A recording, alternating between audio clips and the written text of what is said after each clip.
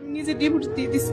এই যে আমি চলে আসছি, পরে আমি আর যাইনি। তখন আমার আম্মু চেঞ্জ হয়ে গেছে। পরে আমার বাবার বাড়িতে সবাই আমার সাথে খারাপ ব্যবহার করে, কোথায় কোথায় মা খারাপ ব্যবহার করে। তোর অনেক টাকা ভেঙে দিয়ে দিছি, তোর এটা দিছি, তোর ওইটা দিছি, তুই শ্বশুরবাড়ি থেকে চলে আসছিস এগুলি নিয়ে। আপনার বাবার তো আর্থিক অবস্থা বেশ ভালোই। তারপর আমার সাথে এরকম শুরু করে। তারপর আমি সারা দিন বাবার বাড়িতে বাদির মতো কাজ করতাম, শুধু আমার বাচ্চাদের দিক তাকাইয়া।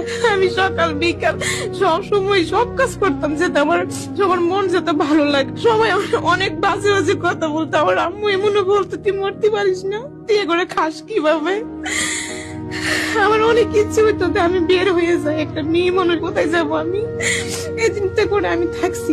থাকার পর আমার অনেক কিছু মন চাইলেও খাইতে পারতাম না, অনেক কিছু পড়তে মন চাইলে পড়তে পারতাম না। তারপরে কোনোদিন ওনাদের কাছে আমি বলিনি, আমাকে যেভাবে রাখতো সেভাবেই থাকতাম। মা কোনোদিন আমার মুখের দিক তাকে একবারও বুঝে না আমার কষ্টটা।